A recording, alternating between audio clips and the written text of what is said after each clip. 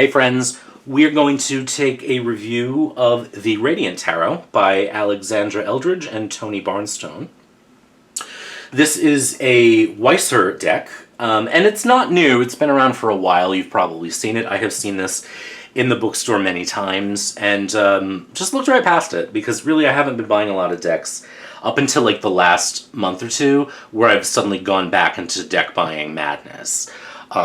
So expect, I guess, more reviews from me in the coming weeks, assuming things I've ordered come in. But I don't, I used to say I don't like making review videos. I kind of do. I know that I prefer making tutorials, which I do. I'm a teacher at heart, but I don't know. Looking at decks is fun. So I'm going to tell you right out of the gate, I actually really like this deck. And I'm laughing because there's a lot of things I shouldn't like about it. First of which is the cost. This is a $40 mass market deck. That is crazy to me. But you can get it cheaper on Amazon. I did not get this on Amazon. So you call it Pathway to Creativity, and the box had like a little insert that was the back, and I can't figure out what I did with it, so I can't read it to you, but it was just some sample cards. It talks about nature. This is very much a nature/animal themed deck, and I've talked many times about how I'm sort of bored with animal decks, and then I don't know, I was just did my update, my look at the 5th edition of the Ellis Tarot, and it's a very animal forward deck. So is the Shadowscapes, and this is too, and I'm not fussed about it like I am usually. So I guess, whenever I sort of declare something, I usually just declare it, and then I'm like, oh, what a weirdo. I don't really think that. But I really like it. I don't know that it's going to become part of my regular rotation. I do have some problems with it that I'll share with you, and some weird sort of observations that I'll also share. But I like it. I did look through the guidebook. It's not a whole lot in there, but there's some nice little explorations of astrology. It is a creative themed deck, and I think that's cool. And so in descriptions of the cards, you'll get a little bit of creative practice, some musings on the cards, there's a lot of stuff in here about art journaling, and I think that's cool. You know what I mean? As a creative person, I like that. Giant box, but it fits the book. It's interesting how in all these years, tarot publishers have really struggled to figure out how to put a deck in a book in the same box. So this is the box. It's very Schiffer-esque, and it did come with a plastic sleeve around it. It didn't damage any of the cards, but they were sort of sliding out, so that's something worth knowing. Let's put this aside. Cardstock is not my favorite kind of cardstock, but I haven't shuffled this yet. I have looked at it and read the book, but I haven't shuffled it yet. We'll see. It feels like it's the kind of stock that shuffles. Things I really like about this deck in particular are the art style. It's paintings, but there's some collage elements which I think are cool. It's a pip-centric deck, meaning that the illustrations on the pips are very pippy, as it were. And I like that too. But they are illustrated still, in a really nice way. The thing that is going to bother some folks as I say this is that, though it is an animal-centric deck, there are humans in it. All the humans are white, thin, and abled. So that is a thing that I am not a fan of. I know that makes people pissed off when we hear things like that, but it's 2022 and I'm going to keep saying it. So just know that going in. That said, it is very animal-centric, and a lot of the humanoid figures in it have animal heads, which is not a thing that bothers me. I thought it would. It doesn't. But I just want you to know that where there are human figures, they're thin, white, and abled. The other thing that I noticed is that many of the men themed cards, or the cards that are traditionally male presenting, are animals in this deck, and many of the female presenting cards traditionally are actual human women. There are a handful of men, maybe 3 or 4, but all of the kings have animal heads. All of the queens are human women. I think that's interesting. I don't love it, to be honest with you, as a dude, but it's fine. It's an interesting choice. I didn't see anything in the book that explains why. Maybe it's there and I missed it. It does seem to say something without saying something, but I don't know what it's saying. But let's look at the cards. So here's the Fool. Cards are, the titles rather, are pretty traditional. Here's the Magician. Again, I really like this art style. I had seen seen this deck, and then someone posted it on Instagram, and I thought, oh, that's a cool deck. What's that? And they said, oh, it's the Radiant Tarot, and I was like, huh, I should take a look at it, and I did. Now here we are. So here we start to get into the animal-headed humans. This is the High Priestess. I love owls. I don't particularly mind this. The Empress is a human person with a big giant rabbit behind it. Harvey, I think. I'm just kidding. Again, I like it. Now, here's the Emperor, and it's a stag. Which is, again, fine. It's a cool card. I love the artwork. The Empress's partner in tarot, traditionally the Emperor. The Empress is human. The Emperor is a stag. I guess the thing I will say about this is that it does not get into the stereotypically negative aspects of the Emperor, which I'm kind of fine with, because so many decks sort of present the Emperor in a really toxic way, which is limiting, in my opinion. The Hierophant, also an animal head. The Lover is swans.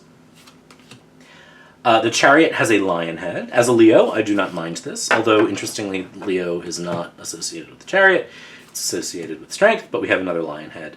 And I'm going to find... This is not my favorite Strength card. Gotta be honest. It's not my favorite card in the deck. It's fine. I really like this Hermit for some reason. It's just really spooky and cool. Wheel of Fortune. I quite like. I'm not, as you know, a fan of many Wheel of Fortune illustrations. This one I like. This Justice is a mirror, which I think is very cool, and also has the heart and the feather of Mott. I like this Hanged Man.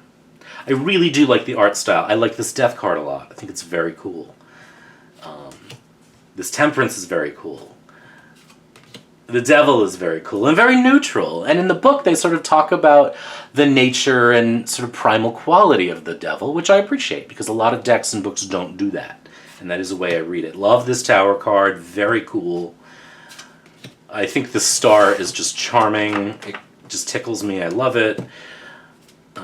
I love this moon. I love the bat in the moon. It's so great. Again, it speaks to so much of what the moon is for me. And the thing that I like about adding a bat into it is this nocturnal, this ability to navigate in the dark, which a lot of times the moon sort of represents not being able to see clearly. But with the bat in there, it reminds you that there are creatures who are built to navigate in the dark, which I think is really cool.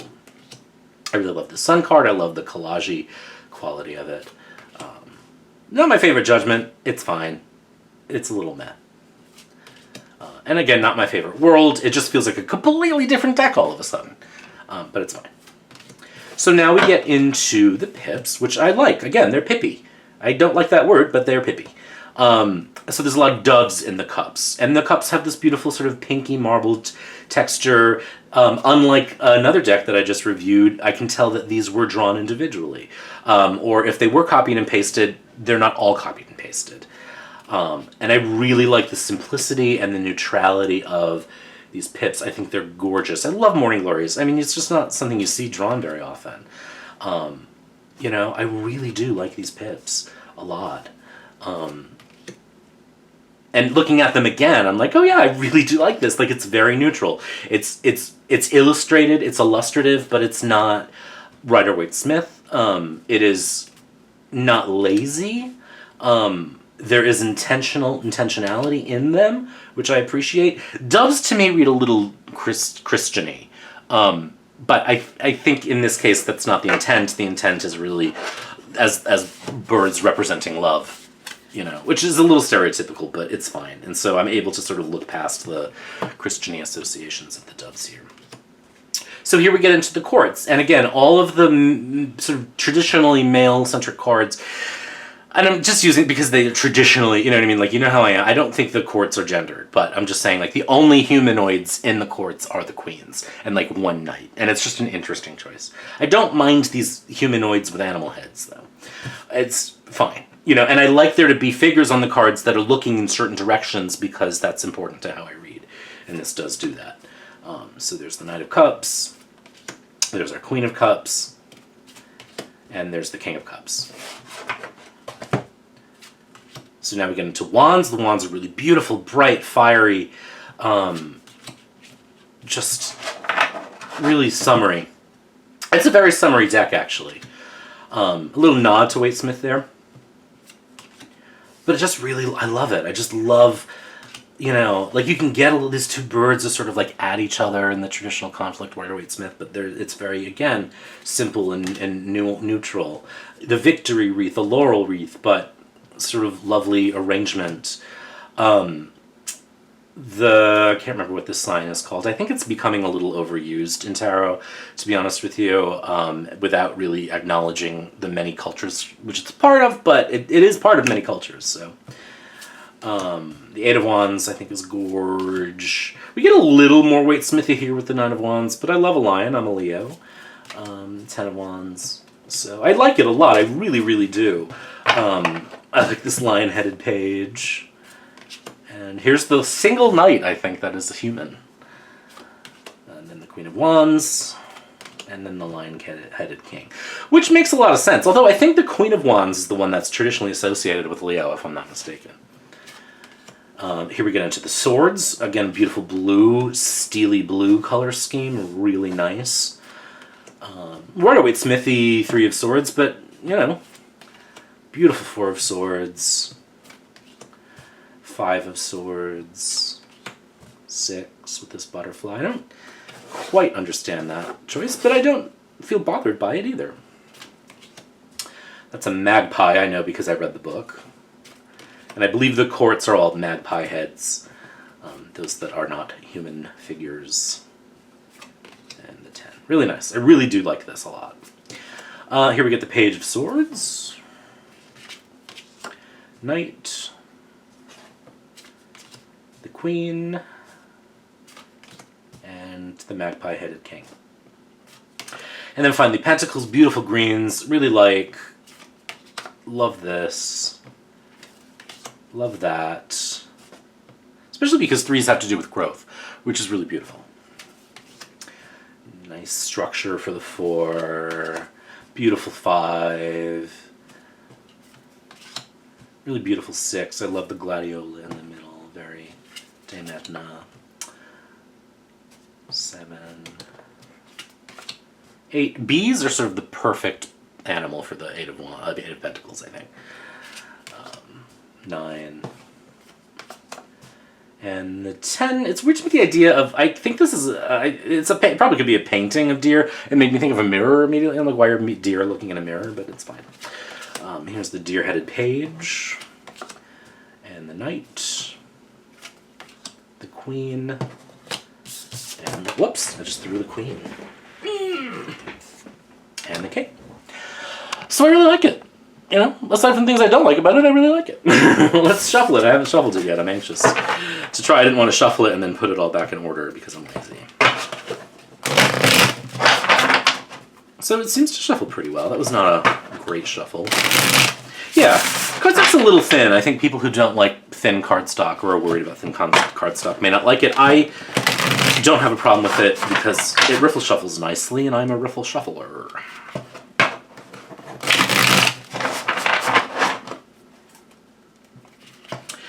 It's a bit tall for my hands, but most decks are.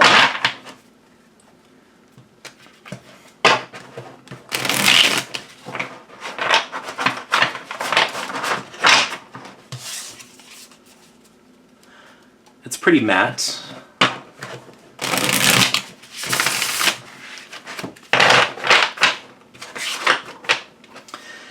It is a bit large for my hands, which is why you see me sort of shuffling a little messily. If I weren't bridging, it might be a little easier on my hands. This feels, again, very summery. Like I'm doing the readings at a market in a couple weeks, and I might actually use this because it does feel so summery. I really do love that moon with the bats on it. And it's nice when there's like a color scheme for the suits so you can sort of see what you're looking at immediately, and you get a sense of like, this is a very swordsy reading, 1, 2, 3, 4. I really like that. And I'm not mad at the animals in it. I mean, frankly, at this point in humanity's history, I'd rather spend time with animals than people. Because people are just awful. Which is a weird thing for a tarot reader feel, right? Because so much of what we do is about people. There's that strength card I'm not wild about. Really do love the color scheme. of the wands.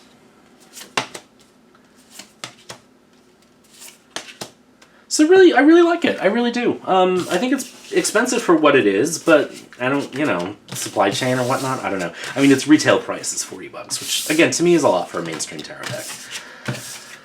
Not a mainstream, a mass market. But it's big. So this is the Radiant Tarot with its guidebook. I do like it. Again, a surprise. There are things I really wish were different about it, but that's any deck. I think it's successful. I quite like it. So that's the Radiant Tarot, Pathway to Creativity by Alexandra Eldridge and Tony Barnstone.